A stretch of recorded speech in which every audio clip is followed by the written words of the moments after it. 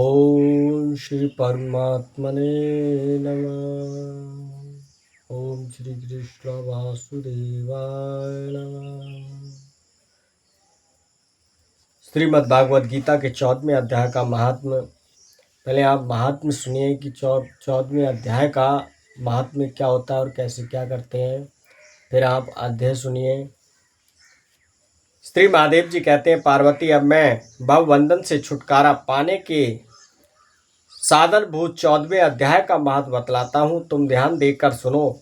Single द्वीप में विक्रम बेताल नामक एक राजा थे, जो सिंह के समान पराक्रमी और कला के भंडार थे। एक दिन वे शिकार खेलने के लिए उत्सुक होकर राजकुमार सहित 2 कुतियों के साथ लिए वन में गए। वहां पहुंचने पर उन्होंने तीव्र गति से भागते हुए खरगोश के पीछे अपनी कुतिया छोड़ दी। उस समय सब प्राणियों के देखते देखते खरगोश इस प्रकार भागने लगा मानो कहीं उड़ गया हो। दौड़ते दौड़ते बहुत थक जाने के कारण वह एक बड़ी खंदक गहरे गड्ढे में गिर पड़ा। गिरने पर भी वह कुतियों के हाथ नहीं आया और उस स्थान पर जा पहुंचा जहां का वातावरण बहुत ही शांत था। वहां हरिण निर्भय होकर सब और वृक्षों की छाया में बैठे रहते थे। बंदर भी अपने आप टूटकर गिरे हुए नारियल के फलों और पके हुए आमों से पूर्ण तृप्त रहते थे। वहां सिंह हाथी के बच्चों के साथ खेलते और सांप निडर होकर मोर की पंखों में घुस जाते थे। उस स्थान पर एक आश्रम के भीतर वास्तव नामक मुनि रहते थे, जो जितेंद्रियां एवं शांत भाव से निरंतर गीता के 14वें अध्याय का पाठ किया करते थे। आश्रम के पास ही वास्तव मुनि के किसी शिष्य ने अपना पैर धोया था। ये भी 14वें अध्याय का पाठ करने वाले थे। उसके जल से वहां की मिट्टी गीली हो गई थी। खरगोश का जीवन कुछ शेष था। वह हाँफता हुआ आकर उसी कीचड़ में गिर पड़ा। उसके स्पर्श मात्र से ही खरगोश दिव्य विमान पर बैठकर स्वर्गलोक को चला गया। फिर कुतिया भी उसका पीछा करती हुई आई। वहां उसके शरीर में भी कुछ कीचड़ के छींटे लग गए। फिर भूख प्यास की पीड़ा से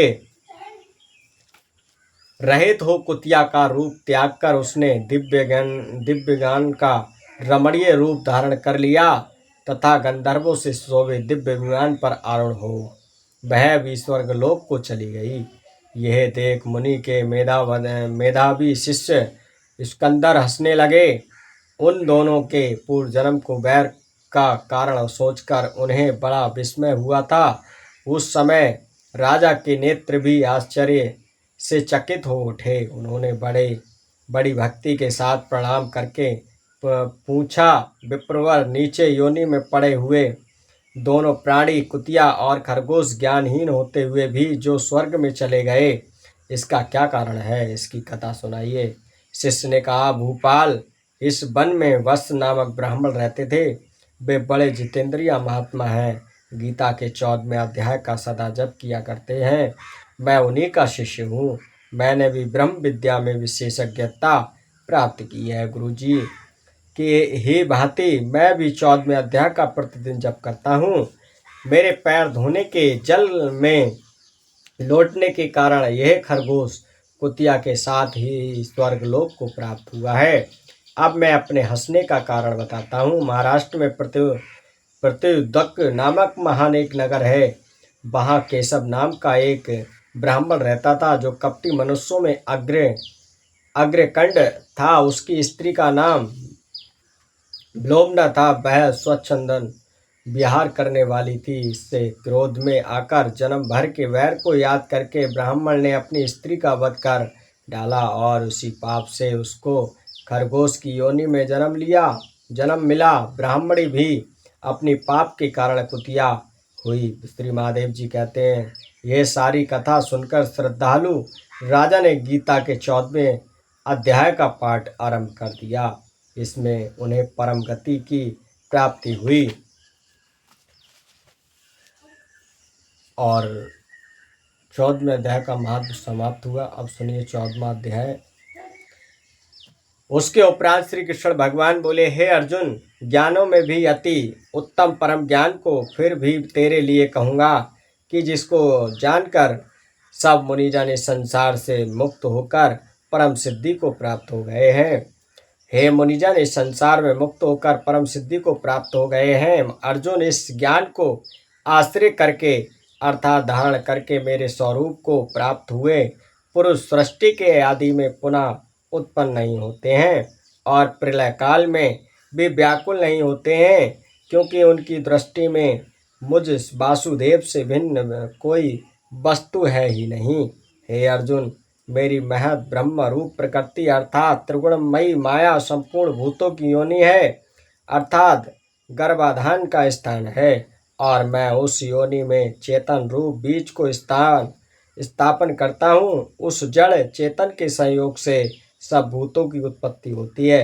हे अर्जुन, नाना प्रकार की सब योनियों में जितनी मूर्तियां अर्थात शरीर उत्पन्न होते हैं, उन सब की त्रिगुणमयी माया तो गर्भ को धारण करने वाली माता है, और मैं बीज को स्थापन करने वाला पिता हूँ। हे अर्जुन,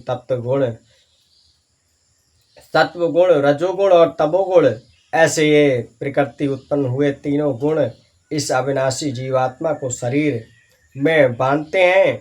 हे निष्पाप, उन तीनों गुणों में प्रकाश करने वाला निर्वाकार सत्वगुण तो निर्मल होने के कारण सुख की आसक्तियों से और ज्ञान की आसक्तियों से अर्थात ज्ञान के अभिमान से बांधता है।